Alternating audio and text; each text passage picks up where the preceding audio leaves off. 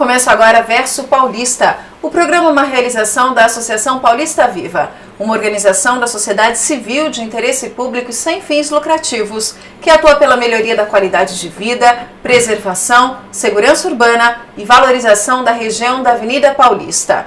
Nós vamos trazer reflexões e histórias de convidados que falarão sobre as suas experiências com a avenida. Hoje eu e o Antônio Carlos Franchini vamos entrevistar o Francisco Pereira, diretor de novos negócios da CCP, empresa de renda imobiliária especializada em edifícios corporativos, shopping centers e centros logísticos. É um prazer recebê-lo. Prazer é todo meu, Alessandra, Antônio Carlos. É um prazer estar aqui com vocês para trocar algumas ideias. Bom, claro que a gente vai falar então hoje sobre o Shopping Cidade de São Paulo, que está sendo construído em um dos únicos terrenos ainda disponíveis na Avenida Paulista. Eu queria saber do senhor quais foram os critérios para a escolha deste local.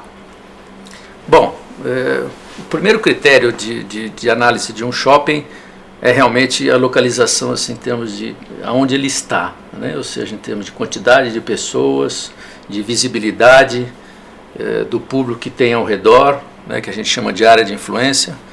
E evidente, a Avenida Paulista, a gente, em muitos casos, ou na maioria dos casos, quando a gente escolhe um local, a gente faz uma pesquisa de mercado. Eu diria que essa a gente fez só para constar, porque a Avenida Paulista é realmente o coração, não é uma palavra, né, não é chavão. Ele é a melhor avenida de São Paulo e uma das melhores do mundo em termos de tráfego e de qualidade, né, ou seja, de residências boas, de edifícios corporativos com empresas de grande porte.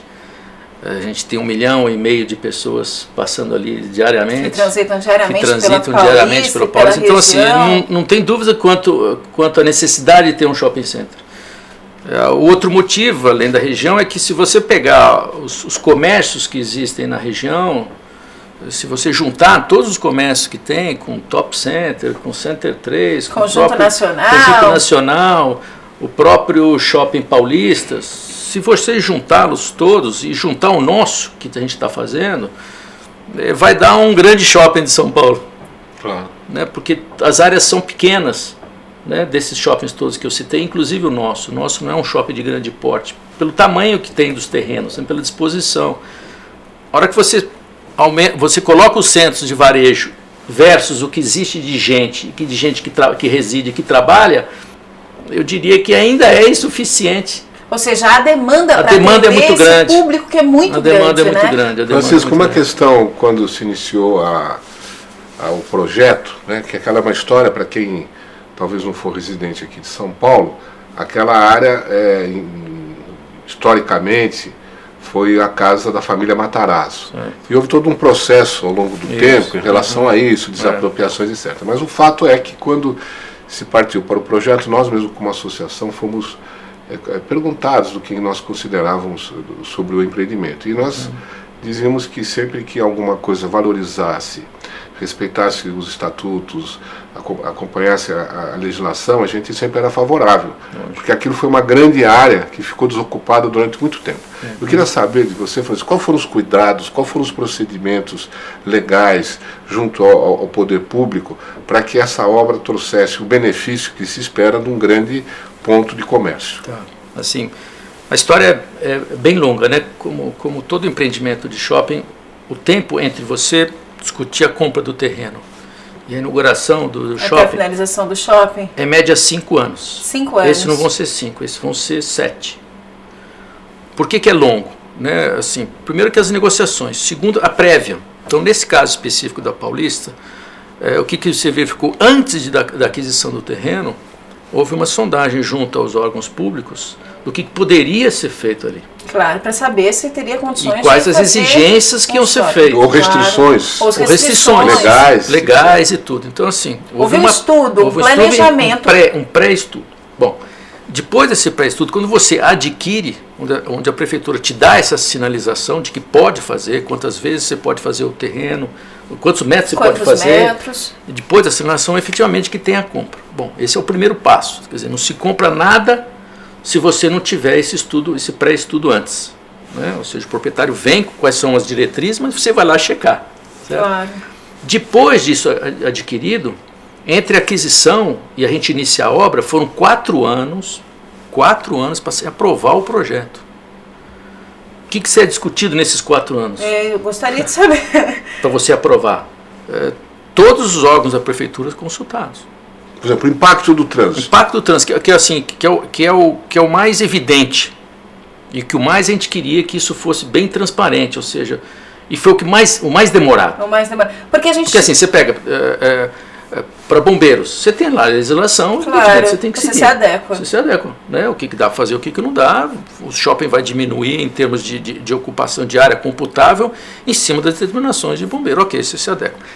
As obras viárias é que são mais complicadas, que foram mais lentas. O tempo gasto nesses 4 anos maior foi com obras viárias, para saber o que precisa ser feito e quanto isso custa. E para saber se essa remediação é o suficiente.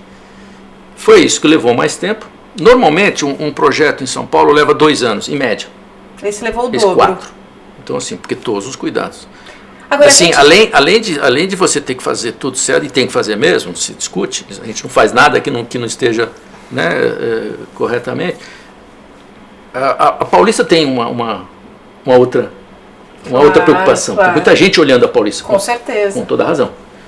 Então, assim, tudo que a gente fez, e esses cuidados todos foram tomados. E a obra viária, sem dúvida nenhuma, era um impacto que a gente queria. Falou assim, é isso que precisa, está tudo certo, ok, então vamos fazer. Por exemplo, o que é alguma ação em termos de obras viárias? Vou te dar exemplos assim. Alagamento seria interessante a gente saber também o impacto, na verdade, quando a gente fala em termos de trânsito dessa região. Há um estudo disso? Assim, o que existe hoje? A CT, que é o órgão técnico, diz assim, tudo bem, vai ser feito um shopping de tantas lojas, no caso aqui 160 lojas, com uma torre de 24 mil metros de área de escritório, que cabe em 2.000, 3.000, 4.000 pessoas, que vão ter um giro de tanto de gente de visitação. Isso gera um impacto de tantas mil pessoas, isso precisa de quantas vagas? X vagas, tem a legislação. A outra é assim, bom, o que isso vai causar no trânsito do lá, ao redor? Uhum. E o que precisa ser feito? Então, alagamentos de rua. Ok, alagamento da Pamplona, alagamento da Santo Antônio do Pinhal. E principalmente, até porque não dá para você ficar, né, você tem que fazer as coisas ao redor, principalmente a parte semafórica. Claro, semáforos. Então, assim, são inúmeros os semáforos, passar para semáforo inteligente, assim, uma série de coisas que eles falam assim, ok, feito isso tecnicamente, você mitiga o problema de trânsito. Do trânsito. Aprovado. Esse é o tempo maior gasto, porque na prefeitura, assim, entra um técnico, sai outro técnico, o outro falou assim, não, agora eu estou revendo aqui, por que leva mais tempo? Então vamos supor, aí eu quero que entrar... Você tem que recomeçar. Aí recomeça em alguns casos, porque vem um outro cara, uma outra pessoa técnica, que pode ter seus motivos, e fala, não, mas eu prefiro que a entrada seja... Aí começa de novo, do zero. Então, assim, e a gente, obviamente, a gente não gostaria que levasse esse tempo. Claro, é muito tempo. É muito tempo para você com 4 anos. Para começar a iniciar, né? Você paga, principalmente quando a maior parte do empreendimento foi pago. Mas tudo bem, isso está dentro do nosso... Está dentro do previsto. Está dentro do risco empreendimento, claro. Né?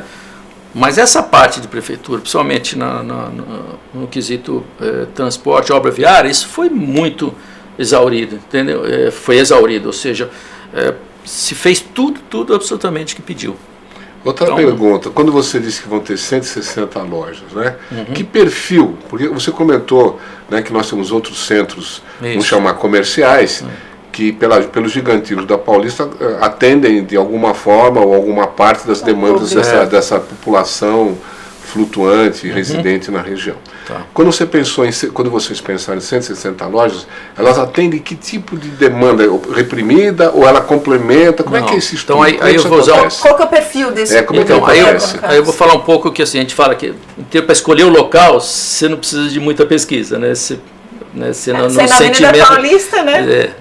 Mas quando você vai determinar o mix, que a gente chama, que é o conjunto de lojas, a pesquisa é importante, porque ela te dá ali o perfil de renda. Exatamente. Qual de perfil quem mora e de quem trabalha. E o perfil de renda aqui é A, B. São as classes A e B. Se são das classes A e B, você vai posicionar o shopping nesse perfil de consumo. A gente não tem a pretensão, e nem é um local para isso, ao nosso ver, de você elitizar muito, você sofisticar o shopping. como é um shopping JK, com o próprio Iguatemi. A ideia não é essa. A ideia não é essa. A ideia é você fazer um shopping de bom padrão, boas marcas, mas com valores assim para a região mesmo. Como ele não é um shopping grande, é um shopping de 17 mil de ABL, que a gente chama de área bruta de loja, não é um shopping grande, a gente tem que direcionar muito bem, cuidar muito bem do mix. Então por isso que a gente quer concentrar num AB. Essa aqui é uma região que você falou assim, bom, se eu tivesse uma área para botar 30 mil metros, eu colocaria dentro do perfil AB, que é o grosso da região, né? Então assim, eu vou ter lojas com padrão médio e lojas com padrão um pouco mais alto, sem sofisticação. E na área de serviços culturais, entretenimento? Então, o que eu vou ter? Eu vou ter um teatro para 500 lugares. Teatro. E vai ter um cinema para 1.100 lugares da Cinemark. São 6 salas de cinema. São 6 salas de cinema, ao todo 1.100 lugares aproximadamente. Na área de alimentação, alimentação nós vamos ter 4 bons restaurantes,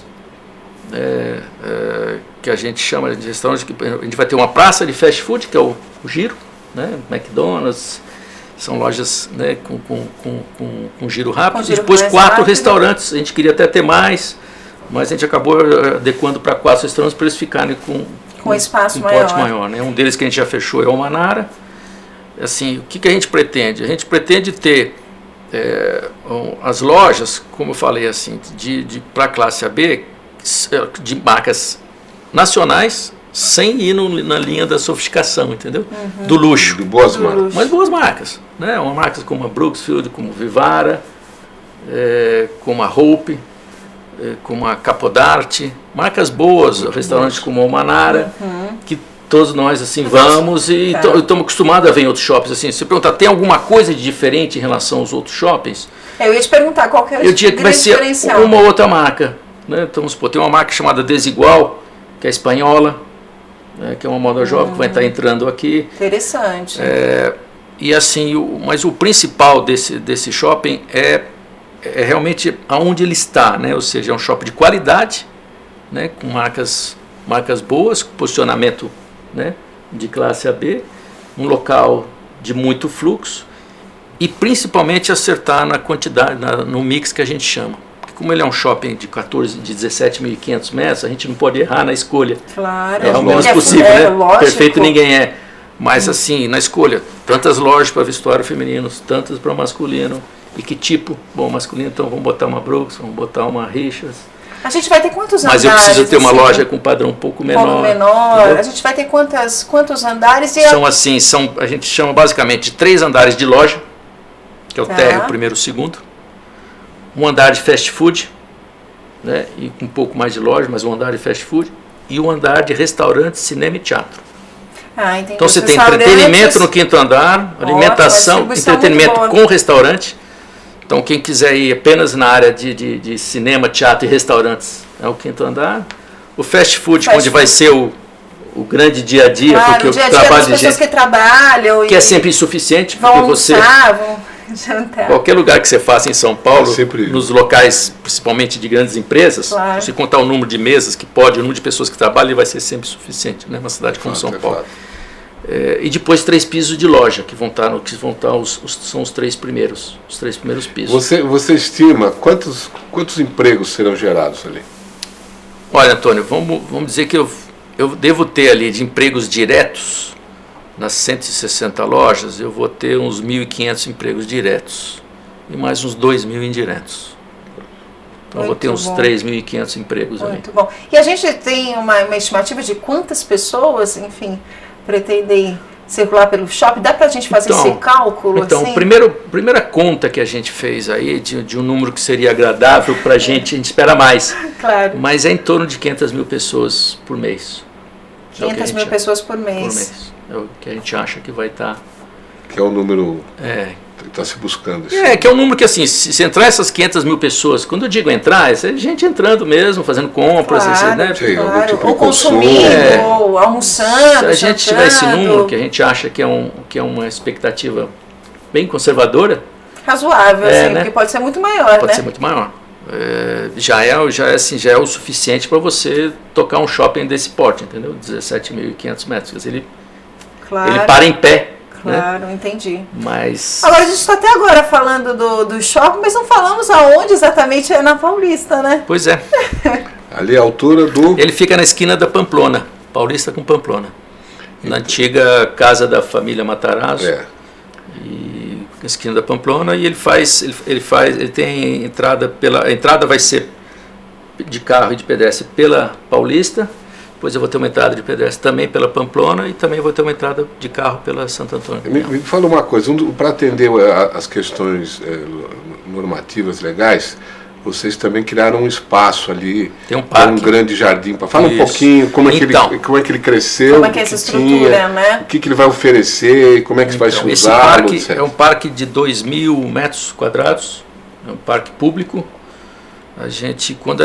Uma das discussões, até mesmo a prévia que a gente teve com a prefeitura, já tinha apontado a necessidade de fazer um parque, né, que torna-se uma área permeável, que é importante ter, que é 20% do tamanho da área, e tinha algumas árvores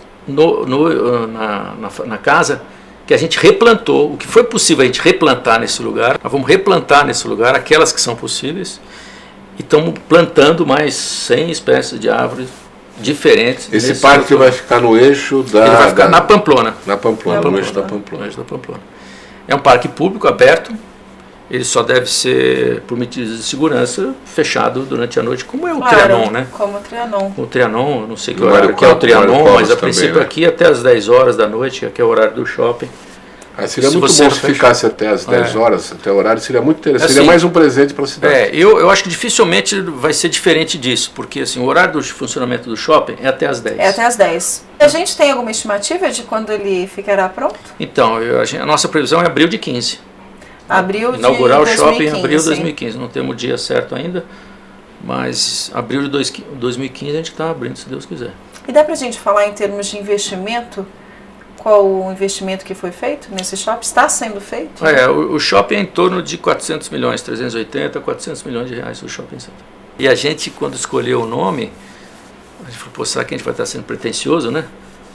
Mas para ter esse nome Cidade de São Paulo, o único lugar que caberia é na Paulista. É verdade. Né? Você não poderia fugir para nenhum outro eixo, né? Que eixo que você vai fazer e colocar esse nome, né? Bom, nós falamos aqui de trânsito, né? A Associação Paulista Viva, o Rotary Clube São Paulo Avenida Paulista, o Observatório Nacional de Segurança Viária e a OAB Seção de São Paulo firmaram uma parceria e lançaram a campanha Eu Posso e Vou Fazer Mais por um Trânsito Seguro na região da Avenida Paulista. O objetivo é discutir uma convivência pacífica entre pedestres, motoristas, motociclistas e ciclistas.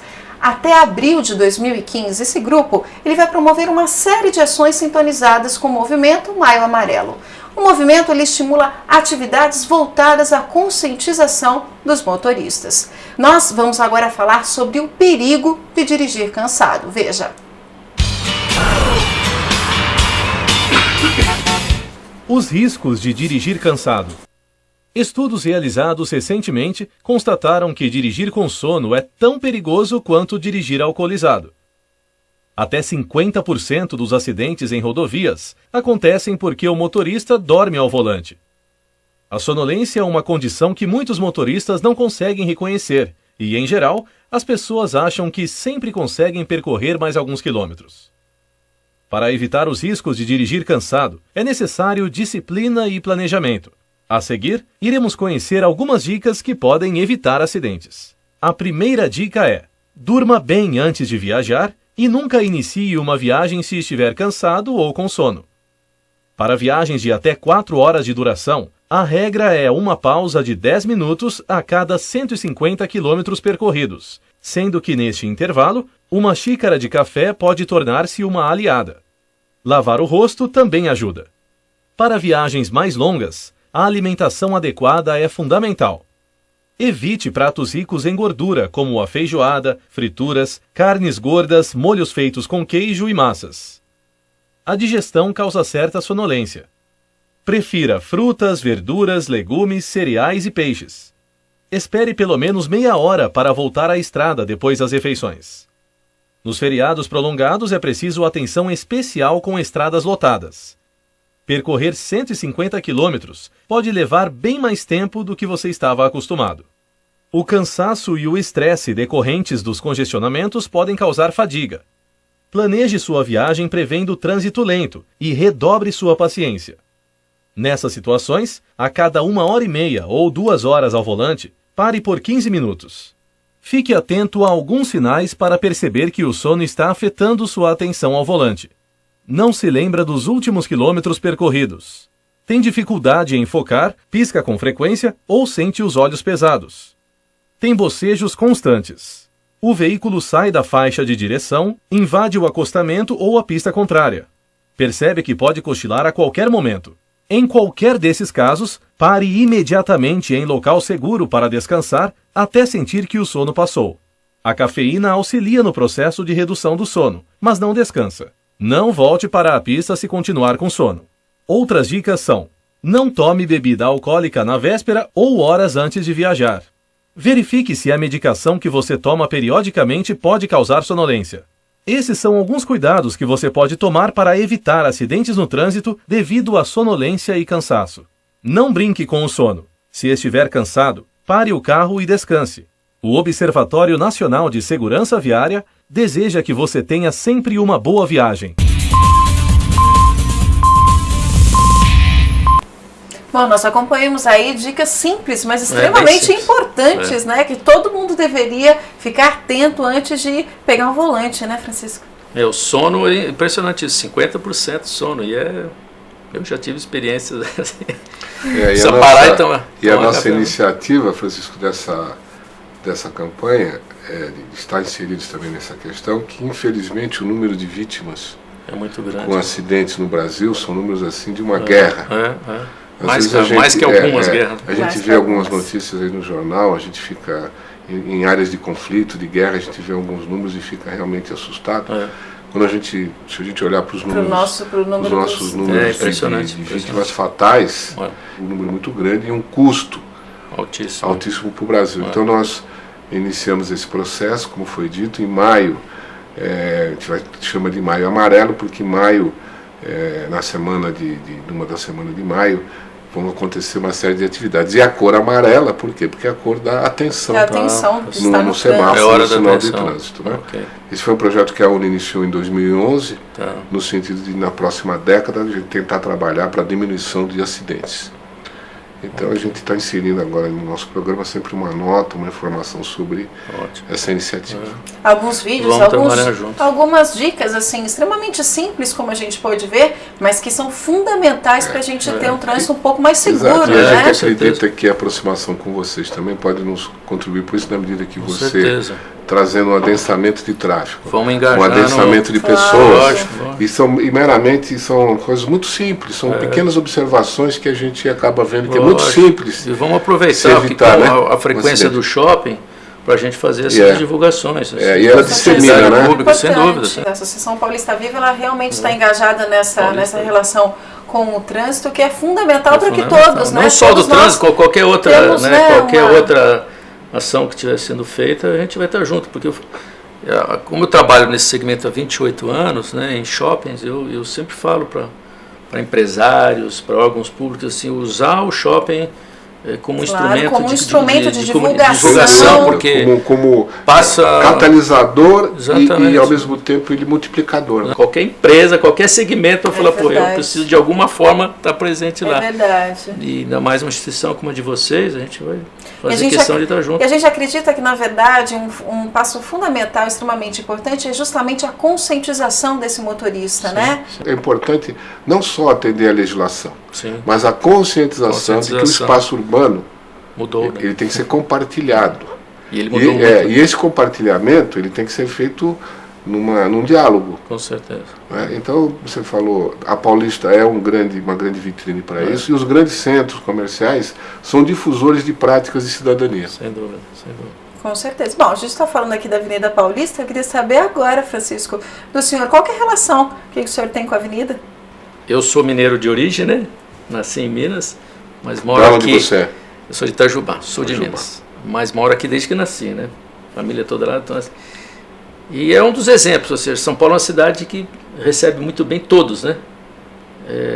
Aqui a gente tem não só todos do Brasil, como do mundo inteiro, as maiores colônias, né? Japonesa, italiana, árabe. É verdade. E São Paulo é isso, São Paulo recebe todo mundo. E você, como é que a primeira Paulista, as ideias da Paulista? Como é que você despertou a Paulista para você? Primeiro, por ser a Paulista, né? Segundo, o Conjunto Nacional, na minha infância e juventude, era o grande lugar, né? De frequência, de entretenimento principalmente. O Conjunto Nacional, com Cine Astor e Cine Rio, perguntou para mim de referência, de lembrança, é a lembrança maior. Bom, infelizmente nosso tempo já está acabando. Antônio Carlos, gostaria de fazer as considerações finais. Eu queria agradecer as informações que o Francisco passou e a certeza de que o shopping trará uma contribuição na empregabilidade, na oportunidade de novas experiências da comunidade, e que certamente a preocupação que ele citou de realizar uma obra desse tamanho, com rigor em relação ao ordenamento jurídico, nos faz ficar muito contente, porque eu acho que é assim que a cidade cresce, né? No diálogo entre a questão empresarial, o poder público, a comunidade, para que a cidade continue. A cidade de São Paulo é isso, né? Um crescimento permanente, e a gente torce para que tudo dê certo. Então, Francisco, agradeço aí a sua participação. Eu que agradeço a Associação Paulista Viva. E o que eu costumo dizer é o seguinte: a gente tem um trabalho muito grande, né? Que eu falei que foram esses 7 anos para a gente iniciar, mas na realidade a vida começa quando a gente abre a porta do shopping. Claro. Que é quando começa a entrar as pessoas, a curtir o shopping, a fazer suas compras. E a partir desse início é que a gente também inicia, apesar de já ter iniciado, mas a gente que inicia e quer iniciar um trabalho mais próximo junto a vocês e a outros setores para fazer a coisa bem feita, né? Claro. E levar eventos para o shopping, além do que a gente tem lá em termos de loja e de entretenimento, a gente também quer estar levando eventos para o shopping, levando exposições para o shopping e participando de programas como esse do trânsito. Então a vida começa em abril de 15. Muito obrigada pela sua presença, viu? Obrigado a vocês. E você pode mandar sugestões de pautas, indicar outros convidados. Escreva pra gente, versopaulista@associaçãopaulistaviva.org.br. O Verso Paulista fica por aqui. Obrigada pela sua companhia. Até o próximo programa.